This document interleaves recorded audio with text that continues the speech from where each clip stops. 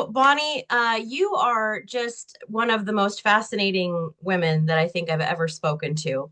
And you have a lot going on, but we're going to talk today a little bit about your book, but also I kind of want to touch on the Hounds and Heroes and Horses Foundation that you have as well. So let's first talk about your incredible book, A League of Her Own. Yep, I got Talking it of, right here. look at you, All yes. prepared and everything. Yep. And we're talking about firsts for females in sports. I mean, what made you want to do this? There was not a book, if you can believe it, not a book that represented all the different females that have paved the way, that have been the pioneers, the trailblazers. And I was like, there has to be this. That was my why. My why was for females to be able to look and see the younger generation. Wow, I can be a woman in sports and not just be through being an athlete, but being in a front office, being a coach, being a GM, whatever that may be, and that there's a place for them. And so it was really important because there wasn't a book like this. And I want professors and teachers to all have this book and be able to use this as a way to show women that they can be in sports and they can be celebrated and they can be successful.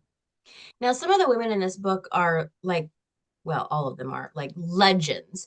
Right. Uh, did you know like Jackie Joyner Kersee, Billie Jean King? Did you know them before this, or did you get to reach out and be like, this is kind of a dream come true?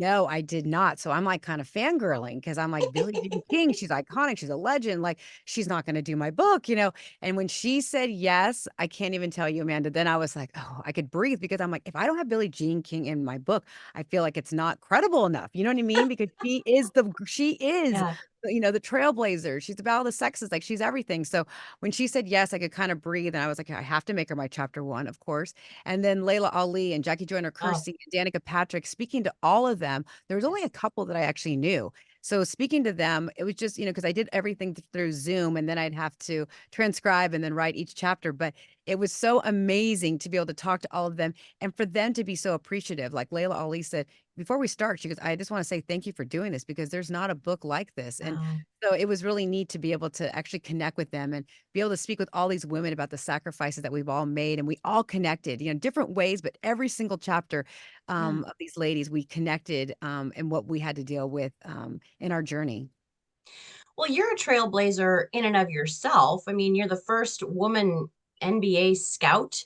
I mean, that is a super male dominated world. I mean, There's that's no like other, all yeah, there's male. no others. Yeah. And so it was really tough. And I've always said I was trying to fit in and be like one of the boys, Amanda. So I was putting my hair up in a ball cap so I couldn't see my long hair. I was wearing baggy sweats. I mean, I'm talking baggy sweats and my big Jordans, walking and talking and trying to just really be, one of the boys because I didn't want to stand out, if that makes sense. I wanted to be known just for my scouting reports and be credible and be knowledgeable and people to just look past the fact that I come from being a cheerleader, an actress, model, because I didn't want that to affect what I was doing with the Lakers. And it was really, really tough. It was, there were a lot of, media that spoke bad about me in the beginning. And so it was really tough. And I had the great mentors of Kobe Bryant and Dr. Mm, Jerry Buss, the late Dr. Jerry Buss, Jeannie Buss, Jerry West, Phil Jackson, so many that embraced me and that understood my journey. But it was so tough, a lot of tears, a lot of me wanting to give up. But at the end, I was never complacent. I kept trying to prove myself and be hungry and have that fire to prove people wrong. And that really helped because now I have that where I just nothing really affects me.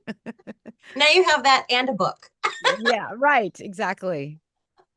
What made you even want to get into this field? I mean, it's not a career day usually. No, it is not. You don't have scouts coming, for career day.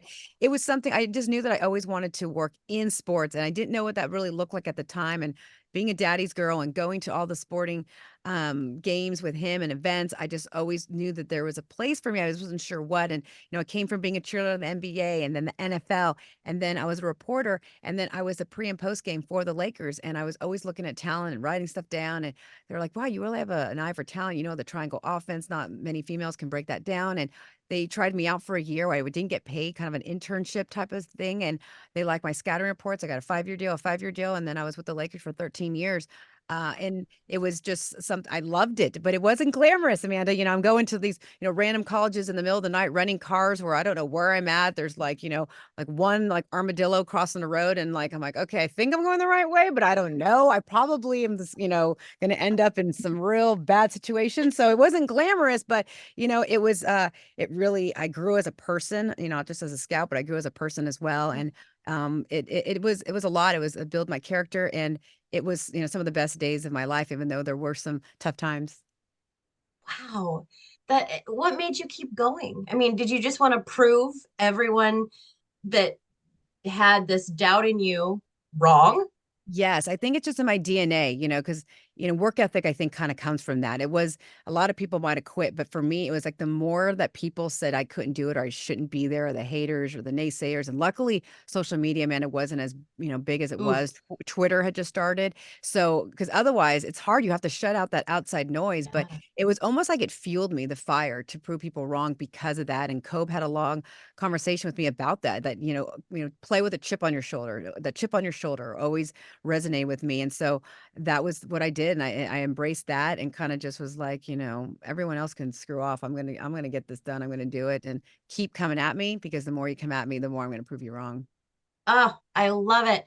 So, you you gather all of these championship rings, Super Bowl rings, things that are pretty amazing. And then you say, "No, actually, I'm now going to spend some time helping veterans." Why that specific group of people? And by the Um, way, thank you.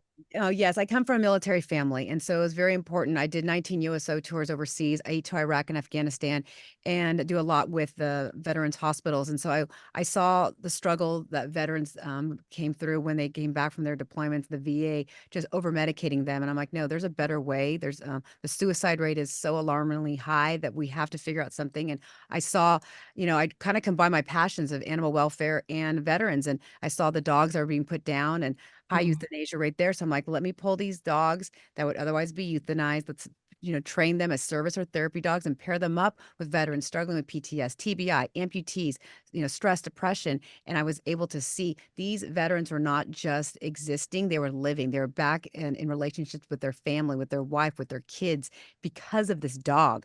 And so I was like, this is what I need to do. And also with the horses, rescuing horses, and I'm doing equine therapy retreats for wounded warriors, for first responders, and the fallen children, children of fallen soldiers as well, and disabled children, and seeing what animals can do. And we all have a purpose in life, and it's like, yes, I love my career, and that's been such a big focus of mine. But giving back, paying it forward, is more important to me, and so that is why something that I'm very, very passionate about, because that's for me, it's kind of my why.